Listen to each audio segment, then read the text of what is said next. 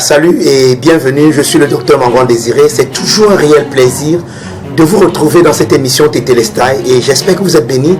S'il vous plaît, faites-nous une faveur, partagez ces vidéos et likez, abonnez-vous à notre chaîne YouTube afin que chaque fois que nous mettrons en ligne une vidéo, que vous ayez la notification. Vous êtes bénis de toute bénédiction. Lors de la dernière émission, nous avons commencé à parler, nous sommes dans le livre l'ABC de la famille chrétienne. Et nous sommes dans la deuxième leçon qui est intitulée le concept du bien et du mal.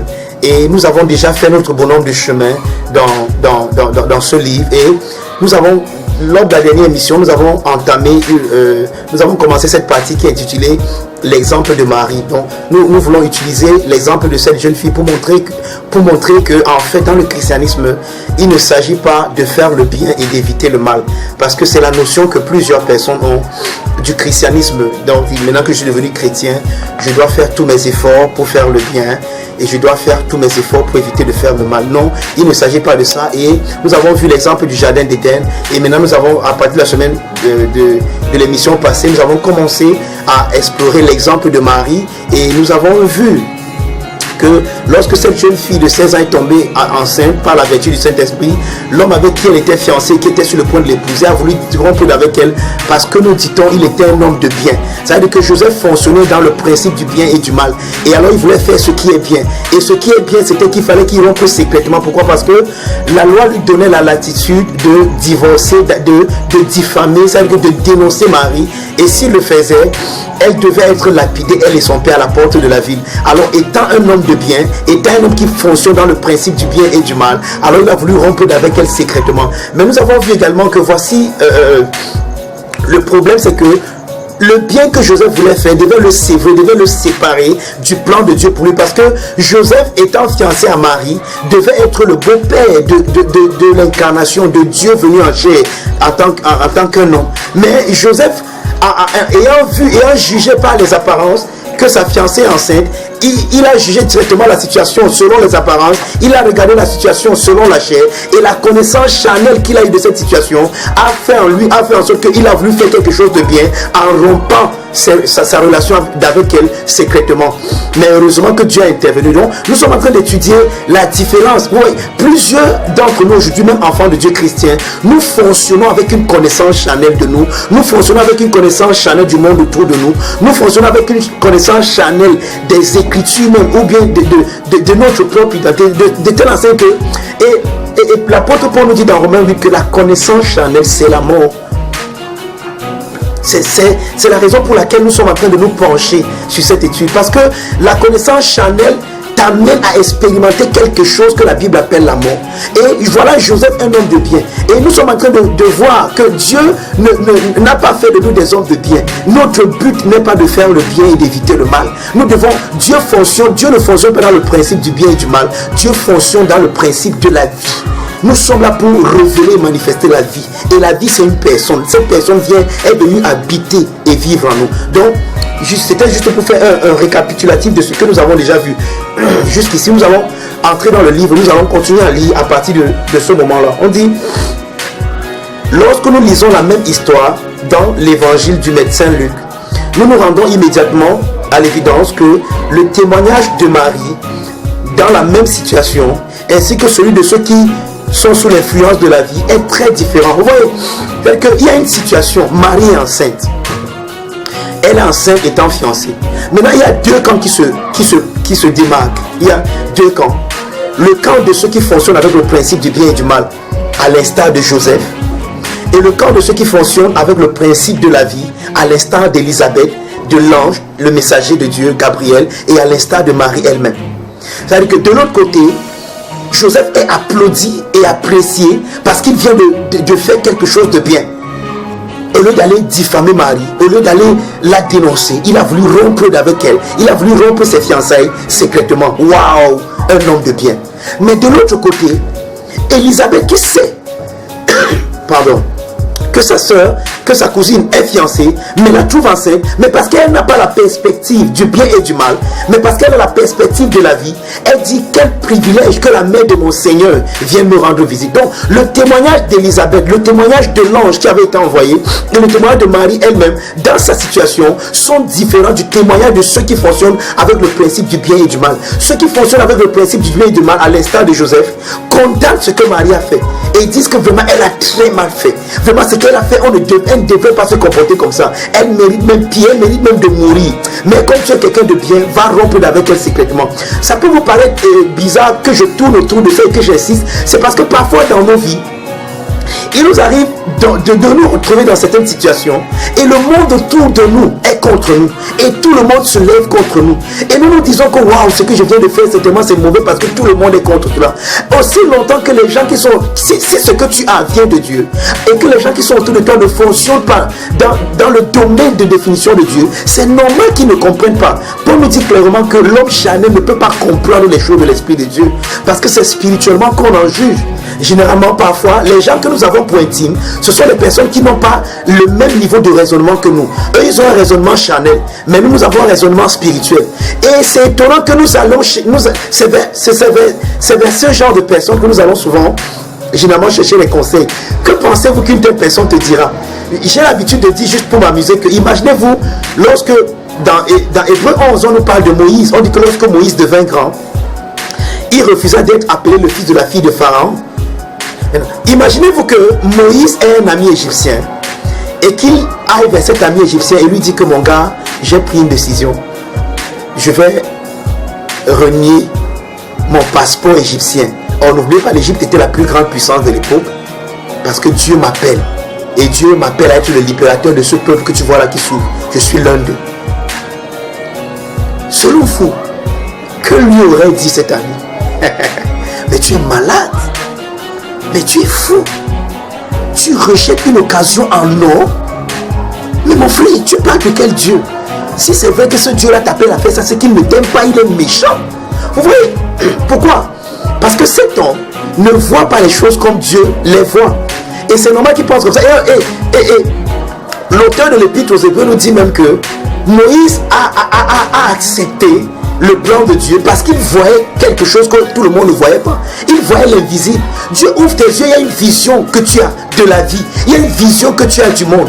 Et ne sois pas étonné que ceux qui ne voient pas ce que tu vois se liguent et se dressent contre toi. Ça ne devrait même pas t'étonner parce qu'ils n'ont pas la même mentalité que toi. Ils n'ont pas la même pensée que toi. Mais c'est étonnant que lorsque nous allons partager parfois les visions que Dieu nous donne avec certaines personnes et que ces gens nous jugent et que ces gens nous persécutent, nous sommes sidérés, nous sommes étonnés comme si c'était quelque chose d'inédit qui nous arrivait. Non, c'est normal. Ils ne voient pas la vie comme tu la vois.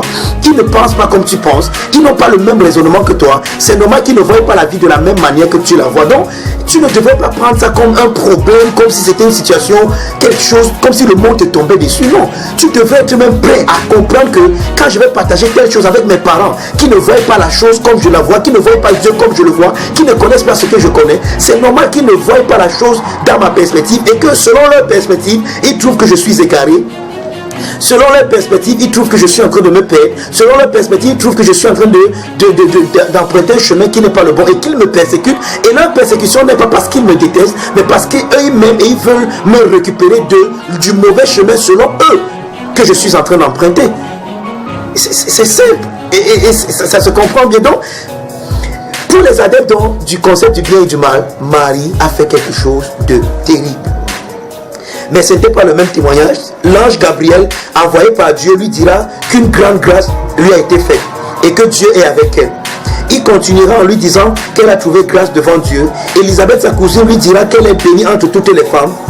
Et dans son cantique, elle dira d'elle-même que désormais toutes les générations la diront bienheureuse. Son cantique qu'on appelle généralement le Magnificat. Marie, que nous trouvons dans Luc 2, à partir du verset 26 jusqu'au verset 55. Marie dira d'elle-même que désormais toutes les générations la diront bienheureuse. Mais Marie, pendant qu'elle est en train de dire que les générations la diront qu'elle est bienheureuse, elle est passible de divorce, elle est passible de mort, elle est sur le point de... Si Joseph s'en va la diffamer, on va aller la lapider, mais elle ne voit pas la vie, elle ne voit pas sa situation dans cette perspective charnelle. Elle ne juge pas les choses comme ça, elle voit les choses comme à la lumière de Dieu, dans l'opinion de Dieu. Et dans cette opinion, elle est la porteuse de Dieu, elle est la Théotokos, elle est la mère de Dieu, elle est celle dont toutes les générations diront désormais bienheureuse. Donc l'opinion de Marie, de sa situation, Marie, Élisabeth et l'ange, est différent de l'opinion des adeptes du bien et du mal. Et c'est toujours comme ça. Lorsque vous marchez avec des gens qui ne voient les choses que de façon charnelle, ces personnes auront toujours une opinion qui est différente de vous qui voyez les choses de façon spirituelle. Et ne soyez pas étonnés que ces gens ne vous comprennent pas. Ne soyez pas étonnés que ces gens vous jugent. Ne soyez pas étonnés que ces gens se dressent contre vous. Parfois, le fait de se dresser contre vous, ce n'est pas parce qu'ils vous détestent, mais c'est parce qu'ils pensent que vous, qui avez un jugement spirituel de la situation, vous êtes égarés. Donc, c'est important, nous allons rentrer dans le livre et le lire. Donc, l'opinion qu'ont Joseph et tous les autres de la grossesse de Marie est incompatible avec celle de l'ange, d'Élisabeth et de Marie elle-même. Pour les adeptes de la science du bien et du mal, Marie a mal fait de prendre une grossesse en une période comme celle-ci. Et leur raisonnement ou leur participation à ce concept erroné produisait en eux son fruit qui est la mort, que nous définissons comme une connaissance erronée due à une mauvaise perception et interprétation de la situation. Donc voici comment nous définissons la mort. La mort, c'est une connaissance erronée qui est due à une mauvaise perception et une mauvaise interprétation d'une situation. Donc lorsque vous avez une mauvaise perception et une mauvaise interprétation d'une situation, il est clair que vous ayez une connaissance, un concept erroné de cette situation. Et ce concept erroné que vous avez de cette situation, c'est ça qu'on appelle la mort. Donc la mort, c'est voir une chose dans une lumière qui n'est pas la lumière de Dieu. Jésus, nous l'avons dit lors de l'émission passée, lorsque l'évangéliste chante dans son évangile, au prologue même de son évangile, il dit que cette lumière est la véritable lumière qui, en venant dans le monde, éclaire tout temps. Donc Jésus est venu éclairer les hommes, parce qu'avant Jésus n'avait pas la véritable lumière. Les hommes se voyaient comme pour qui ils ne sont pas. Les hommes voyaient le monde pour qui il n'est pas. Les hommes voyaient Dieu pour qui il n'est pas. Mais quand Jésus est venu, il est la véritable lumière qui éclaire les hommes, afin que les hommes se voient pour qui ils sont, afin que les hommes voient le monde autour de pour qui il est, afin que les hommes voient Dieu pour qui il est.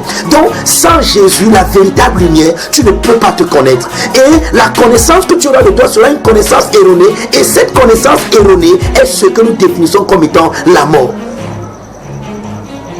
C'est important que nous comprenions cela. Donc je vais reprendre la partie là. Donc la mort que nous définissons comme une connaissance erronée due à une mauvaise perception et interprétation de la situation, différent de la connaissance de Dieu qui provient de la perception et de l'interprétation divine de la même situation. Donc une même situation, mais l'interprétation charnelle va produire la mort, mais l'interprétation divine va produire la vie. Et nous avons un cas, le cas partant qui est devant nous, c'est le cas de Marie. Marie est enceinte par la vertu du Saint-Esprit, mais son fiancé et tous les adeptes et tous ses adjuvants voient la grossesse de Marie comme vraiment quelque chose, un piment. Comment elle a pu faire ça? Comment elle a pu tomber enceinte? Pourtant elle est fiancée. Pourtant tu as gardé cette fille de bien. Tu lui as montré que tu l'aimes. Mais comment elle a pu aller avec elle? Parce que selon eux, Marie allait avec quelqu'un d'autre. Or, de l'autre côté, nous avons ceux qui fonctionnent avec le principe de Dieu qui, dans la même situation, nous voyons par exemple là, il dit qu'une grande grâce a été faite. Un charité a été fait. Et nous voyons Élisabeth qui dit que waouh, quel privilège de venir de recevoir la mère de mon Seigneur. Et nous voyons Marie elle-même qui dit que désormais toutes les générations diront qu'elle est bien heureuse. Je ne sais pas si vous comprenez, la même situation, mais deux jugements complètement opposés, deux jugements complètement antinomiques. Pourquoi? Parce que l'autre regarde la situation selon la chair et l'autre regarde la situation selon l'esprit de Dieu. Donc, ce n'est pas ce que vous traversez, ce n'est pas ce par quoi vous passez qui est le problème, mais c'est comment vous voyez ce par quoi vous passez. C'est comment vous interprétez ce par quoi vous passez. Vous pouvez passer vous pouvez être en train de passer par l'ombre de la vallée de la mort, comme David le dit dans le psaume. Mais quand vous savez que sa houlette et son bâton vous rassurent, vous n'avez pas peur, vous ne tremblez pas. Je ne sais pas si quelqu'un me comprend. C'est très important. C'est vrai, c'est pas ce par quoi tu passes qui est important, mais c'est comment tu vois ce que tu traverses qui est important. Tu peux être là, tu as perdu ta mère, tu as perdu ton père, tu as perdu ton travail, tu as perdu ceci, il y a telle chose qui ne marche pas bien, telle chose qui ne fonctionne pas bien, mais l'interprétation que tu as de toute cette situation est plus importante que la situation elle-même. Et c'est cette interprétation qui te donnera soit de t'enfoncer encore plus, ou alors de sortir de cette situation. C'est pour ça que c'est important ce que vous écoutez. N'écoutez pas quelqu'un qui... N'écoutez pas ce genre de messages qui vont vous montrer que non, vous n'avez pas tort. Si tu vis telle situation, c'est parce qu'il y a un démon de tel qui est venu, vraiment, c'est parce qu'il y a tel démon de tel, ce n'est pas toi le problème, c'est le démon de tel. Oui, les hommes aujourd'hui aiment quand on les dédoie, ils n'aiment pas se sentir responsables. Et ils s'en vont dans les endroits où on va leur dire que non, ce n'est pas de ta faute. Vraiment, si tu n'es pas encore marié, c'est un démon qui s'appelle le démon de célibat. C'est lui qui t'empêche de te marier. Si tu ne travailles pas, c'est toujours encore un démon, le démon du chômage. C'est lui qui t'empêche de travailler. Si tu n'as pas encore fait telle chose, c'est vraiment le démon de ne pas faire telle chose qui t'empêche. Ainsi de suite, ainsi de suite. Et les gens sont contents, ils trouvent un bouc émissaire. Oh, enfin, moi j'avais bien dit, c'était pas moi le problème. Ouais, c'est un démon qui va donc me délivrer de ces démons. Et tu vas donc dans les délivrances, et tu vas de délivrance en délivrance, mais le démon ne parle pas. Pourquoi pas? Parce que le démon est plus puissant que Dieu. Parce qu'en fait, le démon n'existe pas d'abord. Je veux dire, le démon, ce n'est pas un démon qui est responsable de cette situation. Et nous devons le comprendre. Donc, c'est la mauvaise perception que tu as de la situation qui t'amène à t'enfoncer. Je vous prends un exemple très simple. Même s'il va falloir qu'on continue à la prochaine émission. Lorsque Pierre est sorti de l'eau, lorsque Jésus marchait sur l'eau, il lui a dit viens.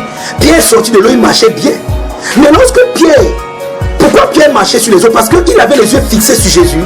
Et sa perception était christocentrée. Alors il ne remarquait pas les vagues qui étaient autour de lui. Il ne remarquait pas la situation. Il pouvait bien marcher sur les eaux. Il pouvait vivre dans le surnaturel. Il pouvait accomplir des exploits. Mais dès l'instant où il a baissé ses regards pour commencer à regarder la situation, pour commencer à remarquer les vagues, immédiatement sa perception a changé. Son regard est quitté sur la véritable lumière. Il a commencé à se voir dans le danger dans lequel il était.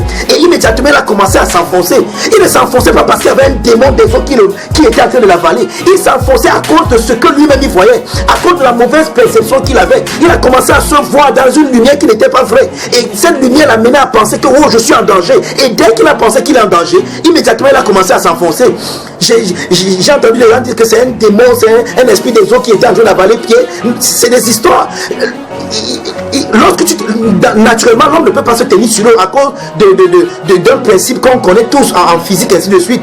Donc, marcher sur les eaux, c'est un exploit. Lorsque quelqu'un marche sur les eaux, c'est un miracle. Parce que dans le nombre, lorsqu'un homme se tient sur l'eau, il a la poussée d'Archimède qui doit le tirer au fond. Alors, Pierre, ayant enlevé sa perception sur Christ, il a commencé à voir les choses de façon naturelle, charnelle, et il a commencé à s'enfoncer. Et la plupart, je ne sais pas, toi qui m'écoutes, toi qui regardes cette émission, tu peux être en train de vivre une situation dans laquelle tu es en train de t'enfoncer. Ce n'est pas un démon qui est l'auteur de ton enfoncement, c'est ta perception erronée. La perception que tu as de toi, tu te vois, la vision que tu as de toi est tellement erronée que tu es en train de t'enfoncer. Mais gloire à Dieu parce que Jésus est toujours là. Nous devons simplement faire comme Pierre. Il a dit Seigneur aide-moi, Seigneur secours. Jésus a tendu la main et l'a sorti de là. Jésus t'a même déjà sorti de cette situation. Jésus a tout accompli. Il a dit sur la croix tétélestai, tout est accompli. Mais parfois, nous, c'est notre perception qui empêche à Dieu de manifester l'œuvre qu'il a déjà accomplie pour nous. Donc j'aimerais t'encourager ce matin. J'aimerais t'encourager en ce jour. J'aimerais te dire, ne te décourage pas. Ce n'est pas un démon qui est l'auteur de ce que tu vis. Et même ce que tu vis ne peut pas t'empêcher. J'aimerais que tu changes ta manière de voir les choses aujourd'hui. J'aimerais que tu changes ta vision de toi-même. Que tu aies une vision christocentrée de toi. Que tu te vois à la lumière de Dieu. À la lumière de la lumière, à la lumière de cette lumière que Jésus frappe et que Jésus projette sur toi. Afin que tu voies combien que tu es une belle créature. Afin que tu voies que le Seigneur t'aime. Que tu es son fils bien-aimé. En qui il a mis toute son affection, que tu es accepté dans le bien-aimé, que tu es élu dans l'élection de Christ, que tu es ressuscité dans sa résurrection et que tu es assis dans son assise. J'aimerais que tu aies cette vision exaltée de toi et tu verras que toutes les autres situations, toutes les autres circonstances ne pourront plus jamais te faire peur, mais au contraire, tu deviendras un danger pour le danger. Béni de toute bénédiction. À la prochaine émission.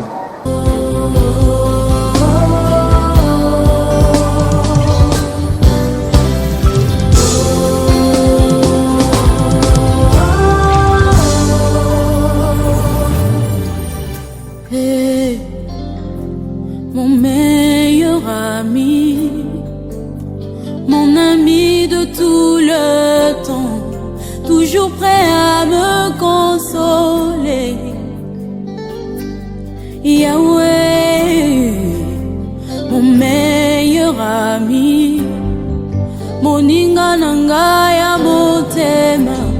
akutisanga na famia Bonzambe na betelo lisolo ya camarade nangai azalaka lisusu camarade te akoma na ye famille nangai il est mon